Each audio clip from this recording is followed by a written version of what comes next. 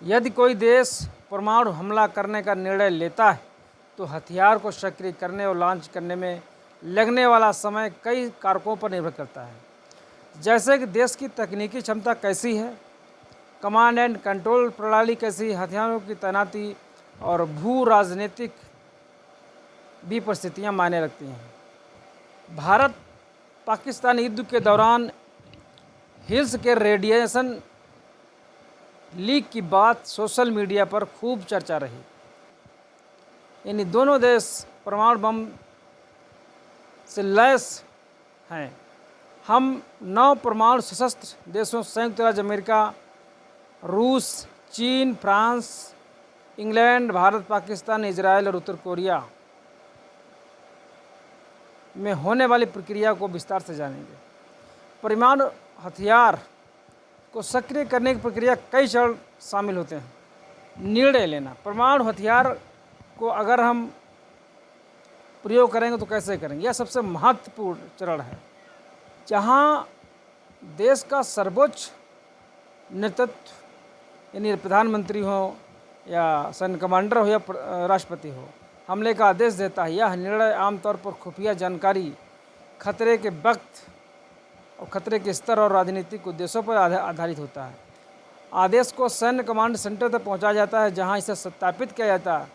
इसमें 2 man rule या अन्य सुरक्षा प्रोटोकॉल शामिल हो सकते हैं ताकि गलत उपयोग रोका जा सके।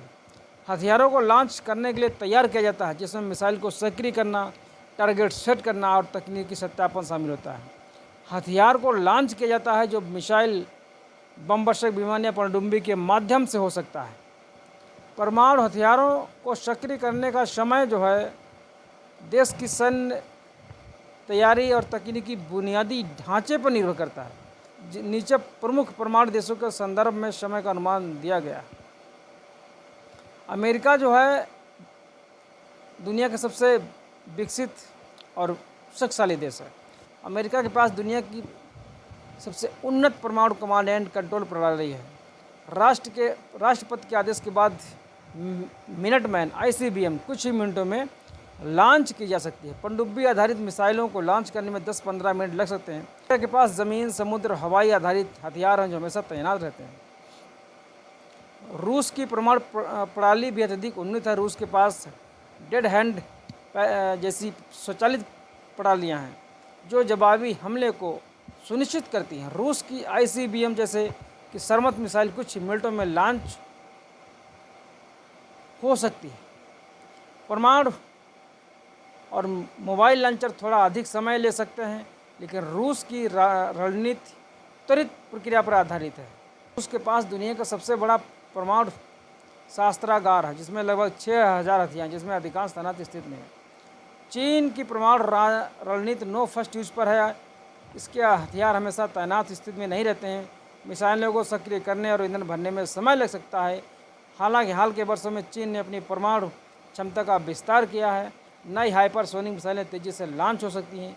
चीन के पास लगभग 3500 से चीन के पास लगभग 350 से 400 हथियार हैं, जिनमें से कुछ ही तैनात हैं। बात करते हैं फ्रांस और इंग्लैंड की। दोनों देशों की परमाणु शक्ति मुख्य रूप से पनडुब्बी आधारित मिसाइलों पर निर्भर है।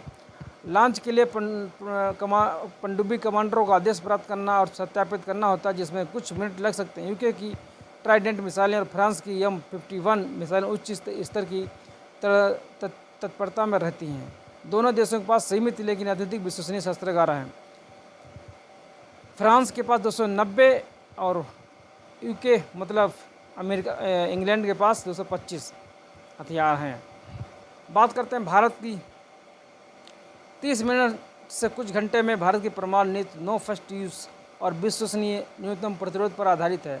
भारत के हथियार तैनात स्थिति में नहीं रहते हैं। मिसाइलों को सक्रिय करने के लिए असेंबली और ईंधन भरने की आवश्यकता हो सकती है। अग्नि मिसाइलें और पनडुब्बी आधारित K4 मिसाइलें लॉन्च करने के लिए समय ले सकती हैं। भारत की कमांड प्रणाली में सिविलियन और सैन्य नेतृत्व के बीच समन्वय आवश्यक है, जो समय बढ़ा सकती है। तैनाती भारत के पास लगभग 172 परमाणु हथियार हैं, जो ज़्यादातर ज़मीन और समुद्र पर आधारित हैं। इसी तरह अगर पाकिस्तान की बात करें तो 30 मिनट से कुछ ही देर में भारत 30 मिनट अगर इसी तरह पाकिस्तान के परमाणु हथियारों की बात करें तो वो भी लगभग 30 मिनट या आधा घंटे में अपने जितने हथियार हैं, मिसाइलें वगैरह जैसे गौरी और शाहीन को सक्रिय करने में समय लेता है। सैन्य नेतृत्व का अगर इसका जो है केंद्रीकृत नियंत्रण प्रक्रिया को धीमा कर सकता है और पाकिस्तान के पास लगभग 170 परमाणु बम हैं जो मुख्य रूप से ज़मीन आधारित हैं। अगर इसी तरह हम इजराइल की बात करें तो इजराइल को भी लगभग 30 से या 40 मिनट के अंदर जो है वो भी अपनी परमाणु तैयारी कर सकता है और जो भी उसकी जेरिको मिसाइलें और हवाई बम तेज़ी से उपयोग हो सकते हैं उनको जो है तत्काल तैयार कर सकता है। अगर इसी तरह इनके हथियारों की बात करें तो इसके जो लॉन्च प्रक्रिया जो हथियार हैं वो गोपनीय हैं। उत्तर कोरिया लगभग 1 घंटे में अपने परमाणु मिसाइलों को ईंधन भरने के लिए तैयार करने में समय लगा सकती है। उत्तर कोरिया की मिसाइलें तेज़ी से लॉन्च हो सकती हैं लेकिन तकनीकी विशेषता लगभग एक जैसी नहीं है। उसके पास चुनौतियां हैं, छोटा सा देश है लेकिन अभी इतना अगर देखा जाए तो हथियारों के तौर पर उसने अभी विकास नहीं किया है। उसके पास जो है लगभग 50 परमाणु बम हैं।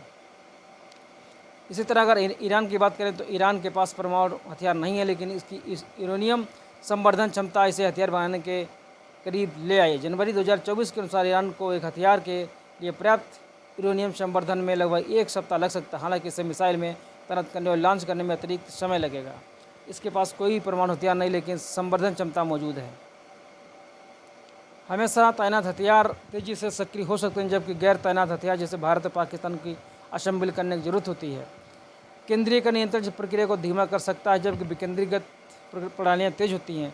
तकनीकी क्षमता की बात करें उन्नत मिसाइलें और स्वचालित प्रणालियाँ समय कम करती हैं जबकि पुरानी तकनीक समय बढ़ाती है। लॉन्च ऑन बर्निंग नीति वाले देश अमेरिका रूस तेज़ी से प्रतिक्रिया देते हैं जबकि नो फर्स्ट यूज़ वाले देश भारत चीन सतर्कता बरतते हैं। भारत और पाकिस्तान जो एक दूसरे के निकट भू राजनीतिक प्रतिद्वंदी हैं, दोनों की परमाणु राजनीतियाँ रक्षात्मक हैं। भारत की नो फर्स्ट यूज नीति और कारण दोनों देशों में हथियार तैनात स्थिति में नहीं रहते हैं। एक्टिव करने में समय लग सकता है 30 मिनट से ज़्यादा 1 घंटा। क्षेत्रीय तनाव को कम करने में मदद करते हैं क्योंकि त्वरित निर्णय लेने की संभावना को कम करता है। दोनों देशों की बढ़ती मिसाइल क्षमता जैसे भारत की अग्नि 5 और पाकिस्तान की थर्ड भविष्य में एक्टिव समय को कम कर सकती है। त्वरित सक्रियण प्रणालियाँ गलत खुफिया जानकारी के आधार पर हमले का जोखिम बढ़ाती हैं। कमांड एंड कंट्रोल सिस्टम पर साइबर हमले लॉन्च एक्टिव करने की प्रक्रिया को बाधित या तेज कर सकते हैं। ईरान जैसे देशों की बढ़ती क्षमता वैश्विक स्थिरता के लिए खतरा है। ये जानकारी जो हम लेते हैं वो सोर्स गूगल के माध्यम से